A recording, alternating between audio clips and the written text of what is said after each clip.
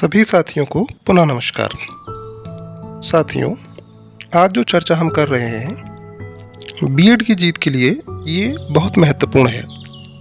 अतः आप सबके सक्रिय योगदान की इसमें आवश्यकता होगी।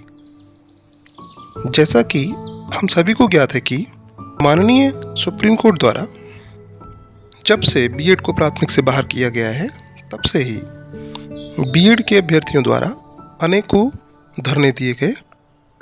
अलग अलग राज्यों व जिलों में टीम भी बनी और लगभग प्रत्येक अभ्यर्थी ने अपना बहुमूल्य समय भी दिया। आज भी जो बीएड अभ्यर्थी कोर्ट में लड़ रहे हैं उन सबका एकमात्र लक्ष्य जीतना ही तो है, परंतु फिर ये बात समझ से परे है कि इन सभी लोगों को एक साथ एक प्लेटफॉर्म पर आने में दिक्कत क्यों है। समय की मांग को समझकर साथ आने हेतु बीएड की लड़ाई में शामिल प्रत्येक व्यक्ति को निम्न प्रश्नों पर विचार करने की आवश्यकता है। नंबर 1, क्या बीएड का जीतना या हार जाना किसी भी टीम अथवा व्यक्ति की धन लोलुपता, असुरक्षा अथवा ईगो को शांत करने मात्र का विषय है? नंबर 2, क्या पूरे देश से एकत्रित किए गए डाटा और बौद्धिक योगदान के बिना जहां आज बीएड खड़ा है वहां से कोई इसे 100% जीत दिलवा सकता है? उपरोक्त दोनों प्रश्नों के उत्तर हैं नहीं।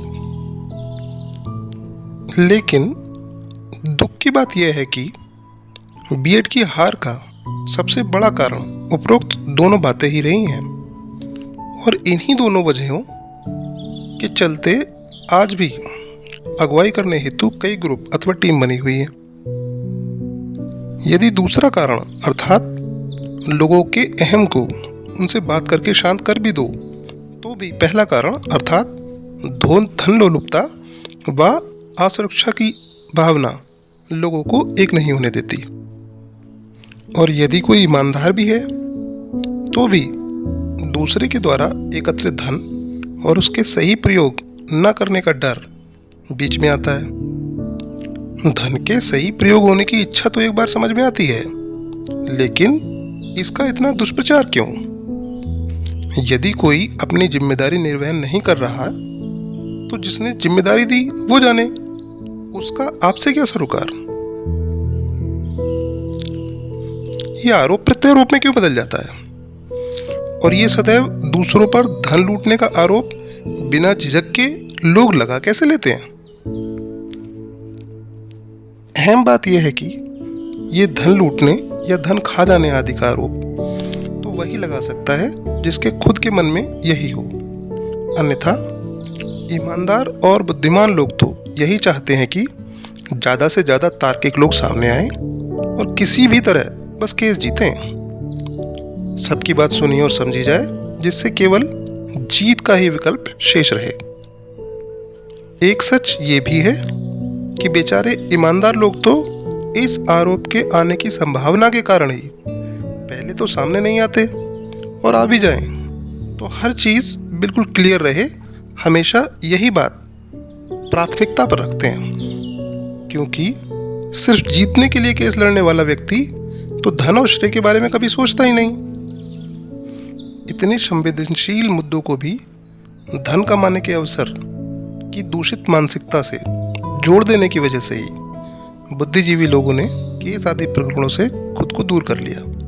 अन्यथा आज भी एक सरल हृदय शिक्षक 90% केसेस को पलट देने की क्षमता और तार्किकता रखता है।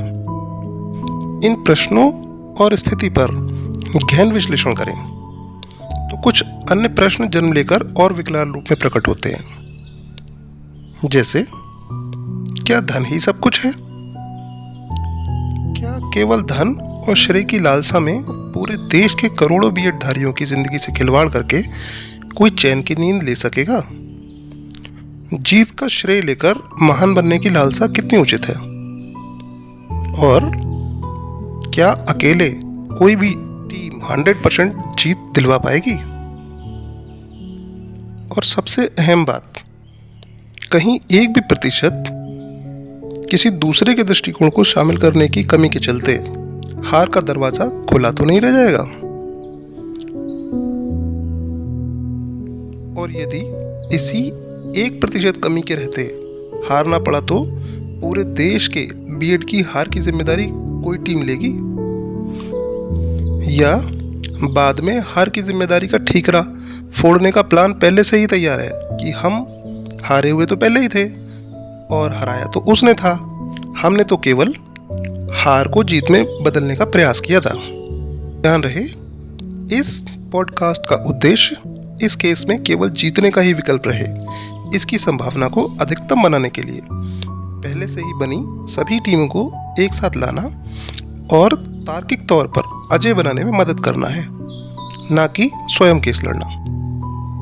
इसलिए इसे पूरे देश के सभी राज्यों के सभी बीएड अभ्यर्थियों तक पहुंचाना प्रत्येक बीएड अभ्यर्थी की जिम्मेदारी है, क्योंकि इसके जरिए सभी राज्यों के बीएड अभ्यर्थियों, ऐसे बीएडधारी जो बीटीसी या बीएड दोनों के ट्रेनर हैं तथा ऐसे बीएडधारी जो बीएड के बाद वकालत पेशे में आ गए हैं अथवा जिन्होंने पहले बीएड को केस जीतने में मुख्य भूमिका निभाई है, उन सभी बौद्धिक लोगों का आह्वान है जो बीएड को जिताने में किसी प्रकार भी खुद को सक्षम मानते हैं अथवा खुद को भागीदार बनाना चाहते हैं।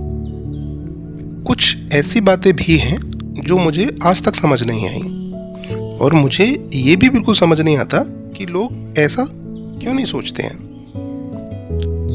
नंबर 1, जो बिंदु आपको कोर्ट में जीत दिलाने का आधार है, उन्हें टीम बनाने के बाद भी खुलेआम सोशल मीडिया पर क्यों बताते हैं, जबकि ये बिंदु अपने समूह के लोगों के बीच भी केवल उनकी मानसिक संतुष्टि के लिए इस शर्त पर उन्हें शेयर करना चाहिए कि वे उन सब तक ही सीमित रहें और अचानक कोर्ट में प्रस्तुत किए जाएं, जिससे विरोधियों पर तीखा प्रहार संभव हो। दूसरी, प्रतिदिन एकत्रित धन की जानकारी जो सभी बीएडधारियों के लिए सार्वजनिक होनी चाहिए, चाहे उसने सहयोग किया हो या ना किया हो, उसे छुपाकर क्यों रखते हैं या बहुत कम प्रदर्शित क्यों करते हैं, जबकि धन का मुद्दा ऐसे केस में बिल्कुल पारदर्शी होना चाहिए, जो जब चाहे देख सके।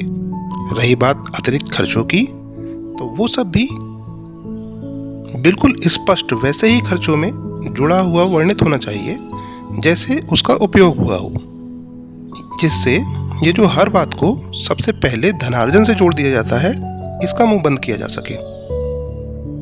याद रखिए, निसंदेह बीएड कठिन स्थिति में है, लेकिन अब भी यदि धैर्य और सूझबूझ से सबके बौद्धिक सहयोग का प्रयोग किया जाए तो स्थिति 100% बदल जाएगी। बीएड जीते और पुनः प्राथमिक में शामिल हो, उसका यहाँ से केवल यही एकमात्र रास्ता बचा है। अंतिम लड़ाई में कोई भी इससे तर गया तो परिणाम अप्रिय ही आएगा और इसका जिम्मेदार भी वही व्यक्ति सबसे अधिक होगा। साथ ही वे सभी निष्क्रिय अभ्यर्थी भी अप्रत्यक्ष जिम्मेदार होंगे जिन्होंने अवसर होते हुए भी केवल अपनी बौद्धिक सहभागिता की कमी व निष्क्रियता से इस केस में अपनी जिम्मेदारी नहीं निभाई, क्योंकि अभी भी जीत के रास्ते पूरी तरह से खुले हैं और इन्हीं 2 बिंदुओं क्वालिटी ऑफ एजुकेशन और पेडागोगी को ऐसे कोर्ट में प्रूफ करने की आवश्यकता है कि विरोधियों के वकीलों से जवाब देते ना बने और अगली डेट पर न आने के बहाने बनाने वाली स्थिति में पहुंच जाएं, और ये संभव भी है। नोट, इन दोनों बिंदुओं क्वालिटी ऑफ एजुकेशन और पेडागोगी को अपने पक्ष में सिद्ध किए बिना इस केस में सफलता मिलना संभव नहीं है। अतः इन दोनों बिंदुओं पर पूर्णता प्लान किए बिना कोई कदम न उठाएं। धन्यवाद।